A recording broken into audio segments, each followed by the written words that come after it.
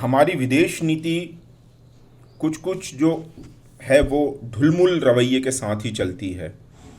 हमने ये नेहरू के समय से भी देखा है और कमोबेश वही विदेश नीति अभी तक वही चल रही है कि हम किसी के पक्ष में नहीं रहेंगे, हम तटस्थ राजनीति करेंगे। ये उस समय की बात है जब अमेरिका और रशिया दो पावर हुआ करती थी और भारत ने ना सोशलिस्ट रशिया के पास यूएसएसआर था उसके पास जाना मुनासिब समझा, और ना ही कैपिटलिस्ट कंट्री जो यूरोपियन और इंग्लिश पावर से जो आज़ाद हुई थी अमेरिका, जो डेमोक्रेसी अभी भी है, वो कैपिटलिस्ट कंट्री के फेवर में पक्ष में या उनके खेमे में जाना भारत ने स्वीकार नहीं किया। मुझे लगता है अभी भी भारत की यही मनोदशा है फॉरेन पॉलिसी के मामले में कि भारत अभी भी यही चीज़ सोच के बैठा है कि हम किसी के फेवर में नहीं जाएंगे।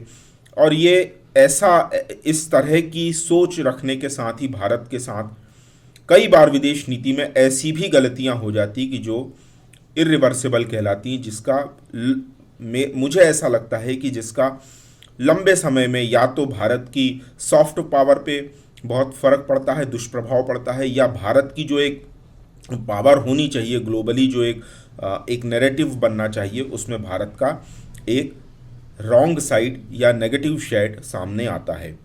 विंटर ओलंपिक जो अभी बीजिंग में होने वाले हैं उसमें डेमोक्रेटिक कंट्रीज़ अमेरिका के बैनर तले, अमेरिका ने कहा डेमोक्रेटिक कंट्रीज़ एक छत्र के नीचे आए, और जो नॉन डेमोक्रेटिक कंट्रीज़ हैं ऑब्वियसली वो चाइना ही है जो नॉन डेमोक्रेटिक है। एक तरह से वो टोटलिटेरियन यानी पूर्ण नियंत्रण वाली जो गवर्नमेंट होती है वो उसको मानने वाला देश है।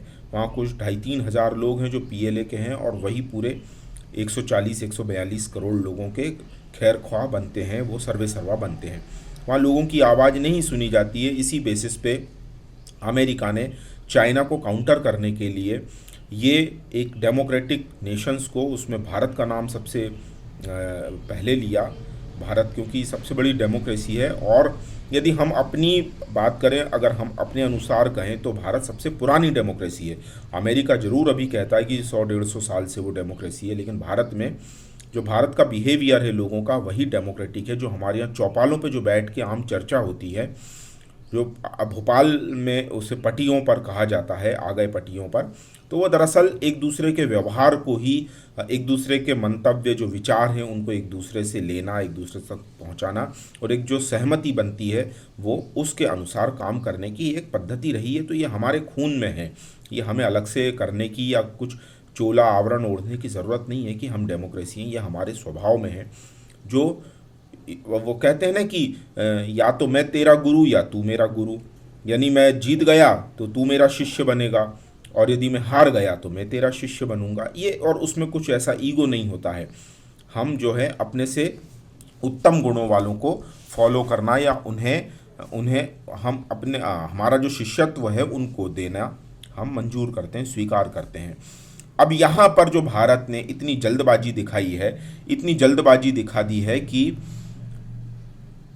विंटर ओलंपिक्स में पक्ष में यदि हम अमेरिका के डेमोक्रेटिक, मेरे अनुसार यदि मैं फॉरेन पॉलिसी अगर मुझसे पूछ के बनाई जाए तो मैं डेफिनेटली कहूँगा, मैं बहुत समय से भी बायकॉट चाइना का ही हैशटैग भी चला रहा हूँ, और बायकॉट चाइना प्रोडक्ट्स को बायकॉट करने के लिए मैं आइडियोलॉजी भी वही रखता हूँ, क्योंकि चाइना कुछ भी हो जाए भारत का दोस्त नहीं हो सकता।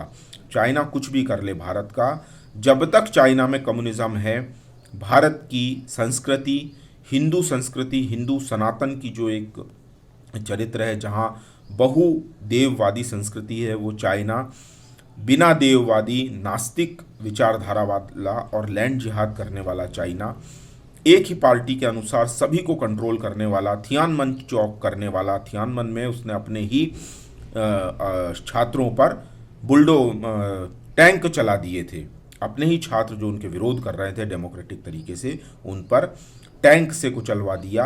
तो ये चाइना भारत का, हिंदू संस्कृति का कभी भी मित्र नहीं हो सकता। ये बात जान लीजिए आप, चाहे वो गर्म तवे पर भी बैठ जाए शी जिनपिंग, या उसका पापा दादा परदादा सभी आके गर्म तवे पे भी बैठ जाएं, तब भी ये माओवादी भारत के हिंदू सनातन संस्कृति के मित्र नहीं हो सकते, ये हमें जान लेना चाहिए।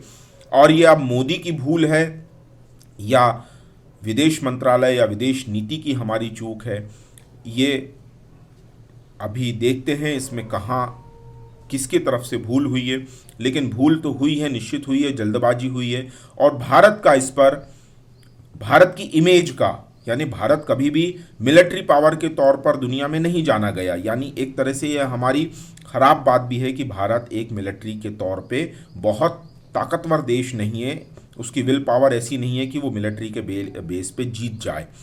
हम जानते हैं हमारी मिलिट्री बहुत तेज है, लेकिन दुनिया हमारे बारे में क्या सोचती है ये हमें समझना ज़रूरी है। लेकिन भारत की सॉफ्ट पावर इतनी ज़्यादा है, भारत की सॉफ्ट पावर दुनिया भर में फैली है।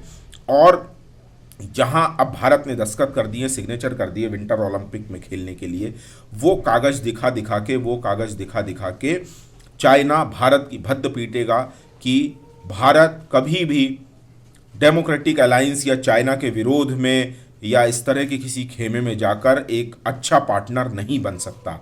यानी भारत किसी भी देश के लिए, अमेरिका या यूरोपियन पावर्स के लिए एक अच्छा पार्टनर नहीं है, एक भरोसेमंद पार्टनर नहीं है। ये हमारी चूक है, रणनीतिक चूक है, ये हमें समझना चाहिए। अब वो समय गए, मुझे तो लग रहा है कि वो समय था भी नहीं कि हम किसी एक के पक्ष में ना बोले या तटस्थ रहे। ये समय कभी भी नहीं होता है, चाहे वो नेहरूवियन थ्योरी हो, चाहे गांधीवियन थ्योरी हो, कभी भी ये समय नहीं होता है कि हम एक किसी के पक्ष में ना रहें और न्यूट्रल रहें। ये कभी भी नहीं होता है। हमें किसी एक के पक्ष में जो ज़्यादा सही है या जो कम गलत है उसका पक्ष हमें लेना ही होता है, ताकि जो ज़्यादा गलत है उसको सबक सिखाया जा सके।